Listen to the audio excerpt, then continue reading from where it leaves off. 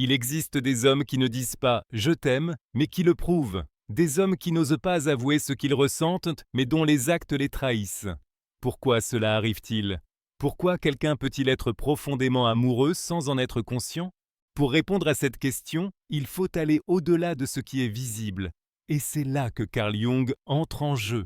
Jung expliquait que la majorité de nos décisions émotionnelles ne viennent pas de la pensée rationnelle, mais de l'inconscient. Cette partie profonde de notre esprit renferme des traumatismes, des désirs, des peurs et des archétypes, et elle guide nombre de nos comportements à notre insu.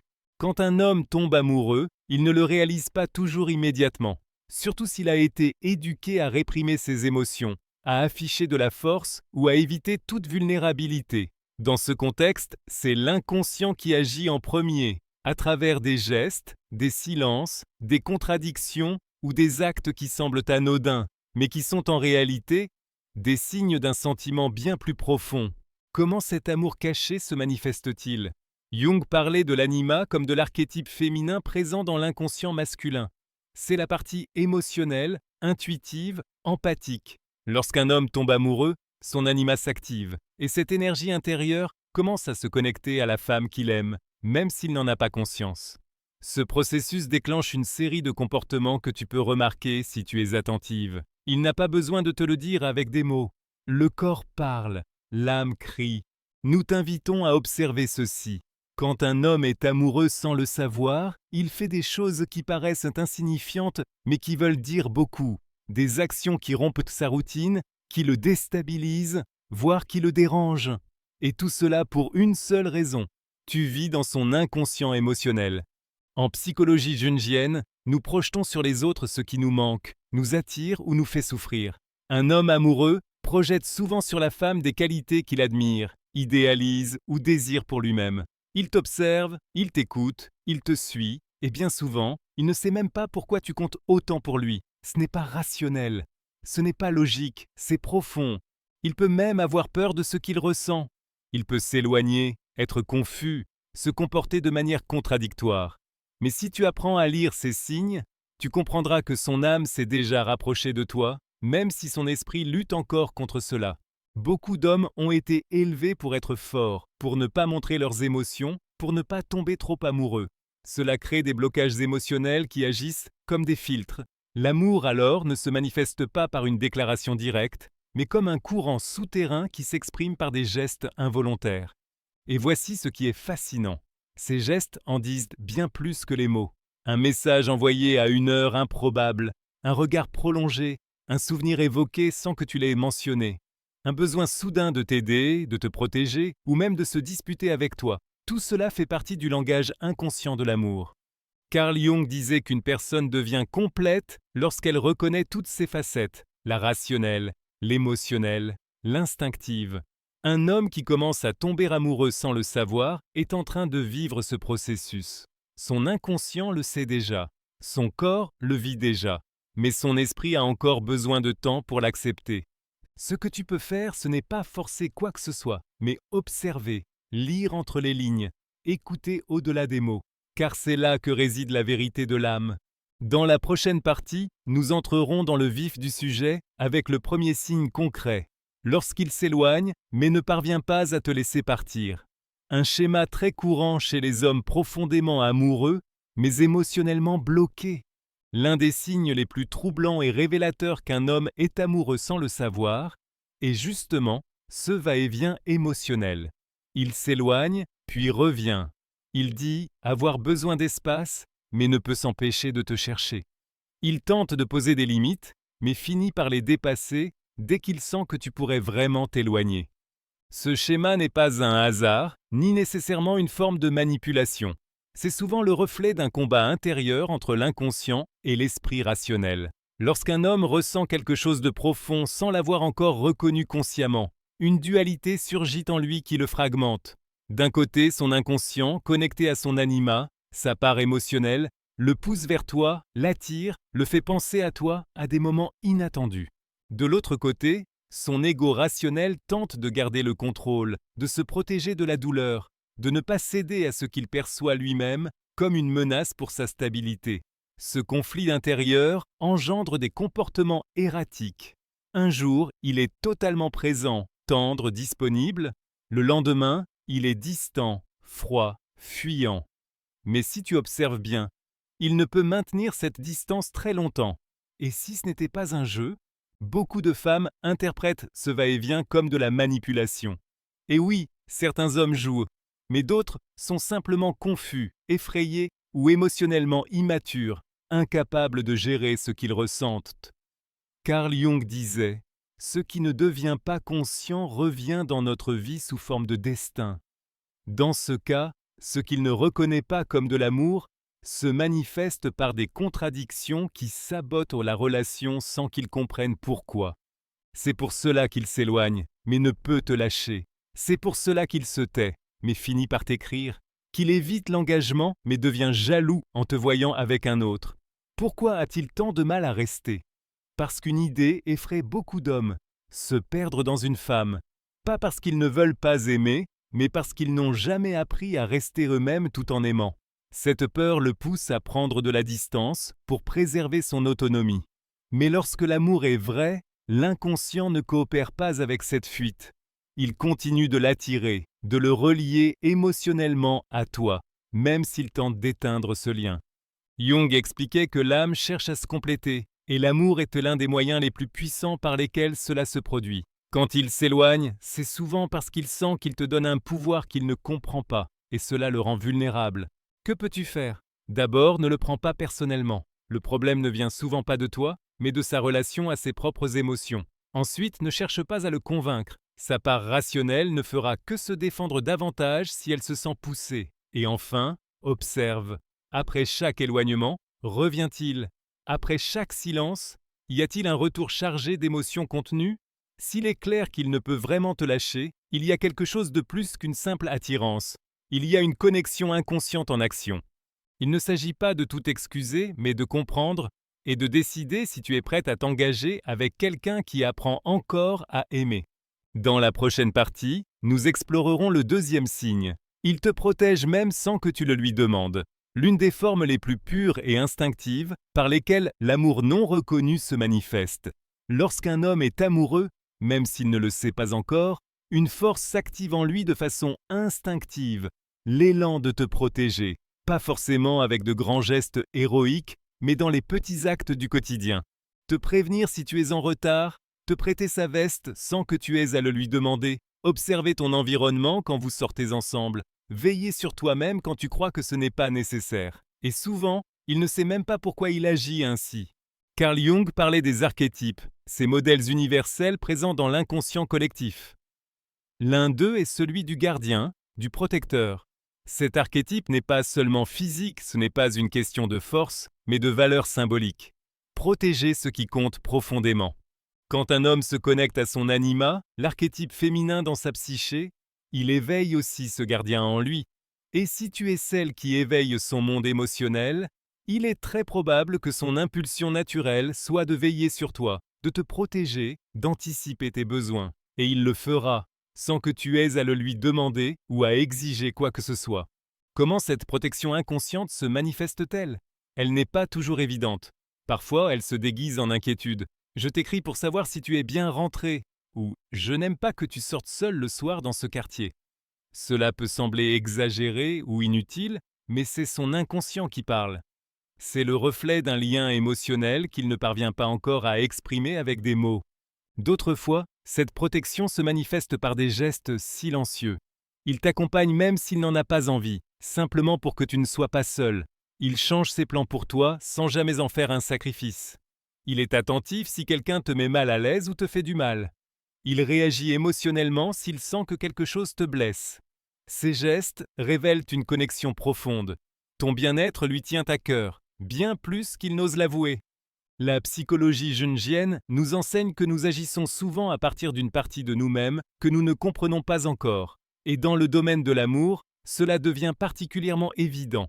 Tu peux ressentir un besoin intense de protéger, d'être présent, de prendre soin de quelqu'un, sans explication logique. Quand il agit comme ton refuge, ta sécurité émotionnelle et physique, même sans relation officielle ou déclaration d'amour, c'est son inconscient qui guide ses gestes. Et ce qu'il y a de plus puissant dans tout cela, c'est que cette protection ne naît pas du devoir, mais d'un désir sincère. Cela dit, il est essentiel de faire une distinction importante. Protéger ne veut pas dire contrôler. Si ce comportement est accompagné de jalousie excessive, d'interdiction, de méfiance ou d'exigences qui réduisent ta liberté, alors ce n'est plus de l'amour inconscient, mais du contrôle émotionnel déguisé en protection. Le véritable amour ne limite pas. Il accompagne, soutient, renforce. Et l'homme qui t'aime, même s'il ne l'a pas encore dit, agira depuis cet endroit-là, pas parce qu'il pense qu'il le doit, mais parce que son âme t'a déjà reconnu comme quelque chose de précieux, qu'il souhaite garder en sécurité et proche. Dans les écrits de Jung, l'anima agit comme un pont entre le monde émotionnel et le monde rationnel chez l'homme. Si tu actives ce pont en lui, si sa psyché t'associe à cette énergie féminine archétypique, alors il te percevra inconsciemment comme une figure à respecter, protéger et chérir. Et même s'il ne dit jamais « je t'aime », ses actes seront remplis de cette affection silencieuse, de cette présence discrète, de ce besoin profond de savoir que tu vas bien, même s'il est en train de se briser à l'intérieur. Dans la prochaine partie, nous aborderons le troisième signe. Il se souvient de détails que toi-même tu as oubliés. Un indice puissant que sans le savoir, tu es déjà profondément ancré en lui. L'un des signes les plus profonds et souvent les plus négligés, qu'un homme est amoureux sans le savoir, c'est sa capacité à se souvenir de choses que même toi tu as oubliées. De petits détails, des phrases, des gestes, des situations, des éléments apparemment sans importance, mais qui pour lui sont restés gravés. Et tu sais pourquoi ? Parce que quand l'âme se connecte, l'esprit retient sans effort. Dans la psychologie de Carl Jung, l'inconscient ne conserve pas seulement des traumatismes ou des désirs refoulés, il stocke aussi des liens émotionnels, et ces liens se manifestent souvent sous forme de souvenirs. Mais pas n'importe lesquels, ceux qui touchent l'âme. Quand un homme se rappelle le nom de ta grand-mère, comment tu bois ton café, ou une chanson que tu as mentionnée une seule fois, ce n'est pas parce qu'il a une mémoire exceptionnelle, c'est parce que tout ce qui vient de toi passe par un filtre spécial dans sa psyché, un filtre qui donne la priorité à ce qui a de l'importance pour lui. Il n'a pas besoin d'y penser, ni de le noter. Tu es déjà ancré dans son monde intérieur, même s'il ne s'en rend pas encore compte. Quel type de détails sont des signes révélateurs ? Observe ceci. Il se souvient précisément du jour où tu as évoqué quelque chose de douloureux. Il ressort une phrase que tu as dite des semaines auparavant comme si tu venais juste de la prononcer. Il sait quel parfum tu portes, même si tu ne lui as jamais dit. Il remarque les changements dans ta manière de parler, de t'habiller, de regarder. Il s'intéresse à des personnes ou à des situations que tu n'as mentionnées qu'une seule fois. Rien de cela n'est anodin. Ce sont des signes qu'il est émotionnellement présent, même lorsqu'il semble distrait. Son inconscient est complètement connecté à toi. Et le plus étonnant, bien souvent, lui-même ne sait pas pourquoi il se souvient de tout ça. Il sait juste qu'il s'en souvient. Jung parlait de l'émotion comme ancrage de l'âme. Ce qui nous touche émotionnellement s'imprime plus profondément que ce que nous pensons simplement. Lorsque tu éveilles quelque chose en lui, une blessure, une nostalgie, un espoir, cela devient une marque émotionnelle. Et à partir de là, tout ce qui te concerne prend une signification particulière pour lui, même s'il ne sait pas l'expliquer. C'est pourquoi, quand un homme est amoureux sans le savoir, son radar émotionnel commence à capter tout ce qui a un lien avec toi, comme si une partie de lui savait déjà que tu fais partie de son histoire. Comment tu te souviens de ça ? Une question révélatrice. Si tu lui poses cette question et qu'il répond « Je ne sais pas, c'est juste resté », fais attention. Son inconscient a déjà fait son travail. Il te porte déjà en lui. Ce qui est fascinant, c'est que pendant que sa part rationnelle lutte avec la peur, l'ego ou la confusion, son inconscient continue de tisser une histoire avec toi. Et tu peux le remarquer quand il se souvient de choses mieux que toi-même. Carl Jung disait que l'âme a un rythme différent de celui de l'esprit. L'âme ressent, se connecte, enregistre, tandis que l'esprit cherche le contrôle, la logique, la sécurité. Alors ne te laisse pas troubler s'il paraît froid parfois, mais se souviens exactement de comment tu te sentais ce jour-là.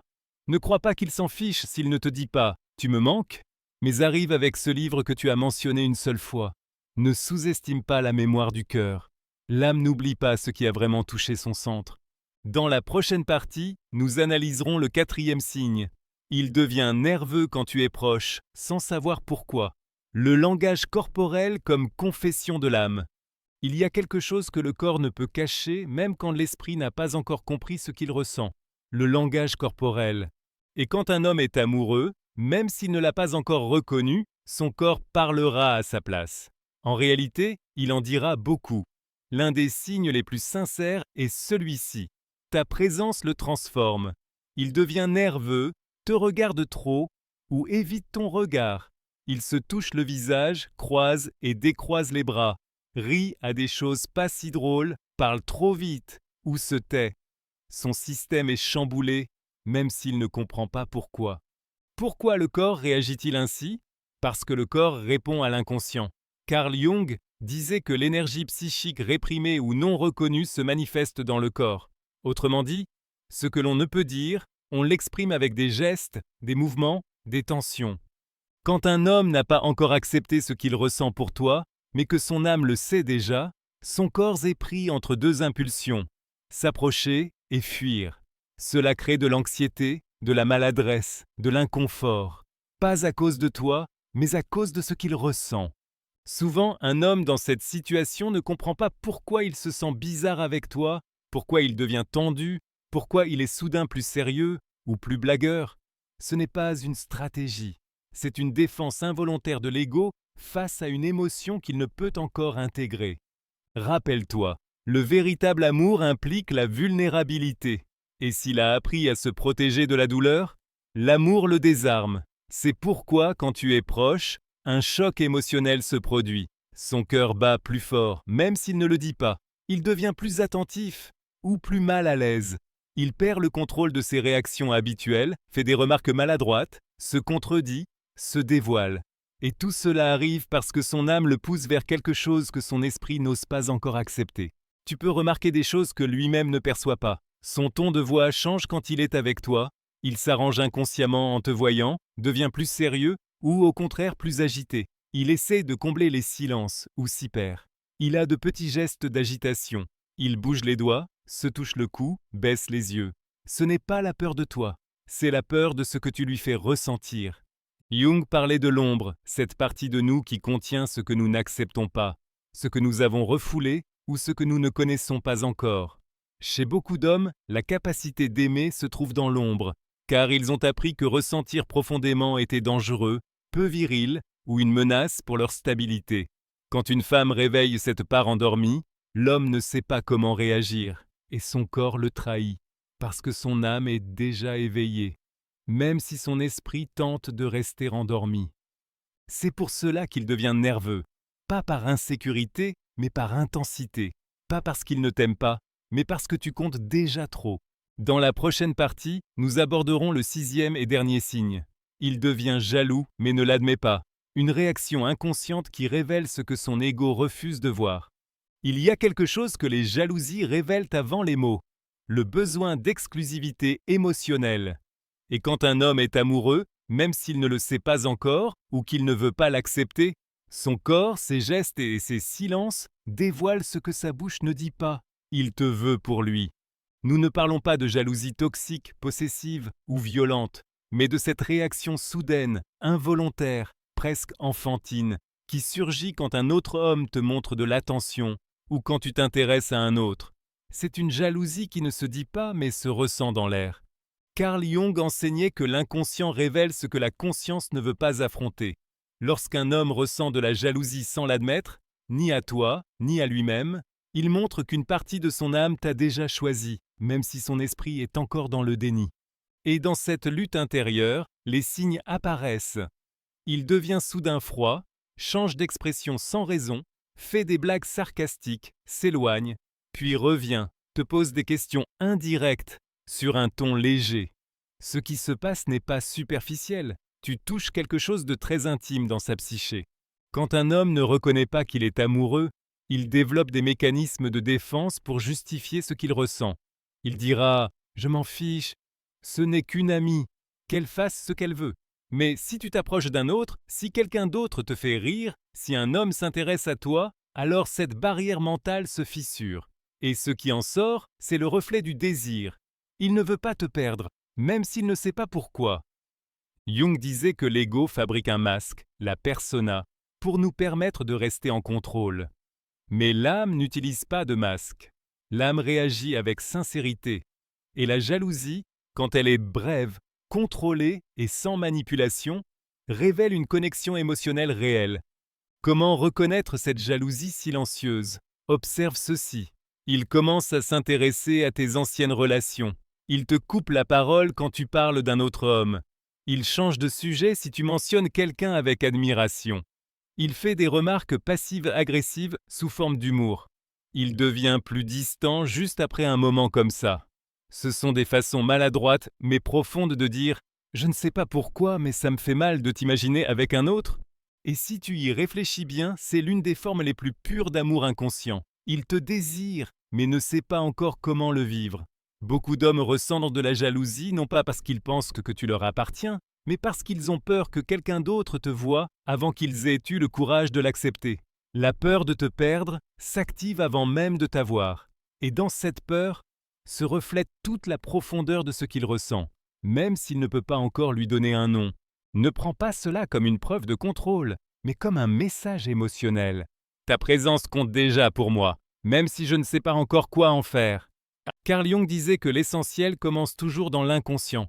Et si cet homme ne t'a pas encore dit qu'il t'aime, mais qu'il te protège sans y penser, qu'il se souvient de tout, devient nerveux avec toi et ressent de la jalousie sans l'admettre, alors son âme a déjà décidé. Il est amoureux. C'est juste que son esprit n'a pas encore rejoint cette vérité intérieure.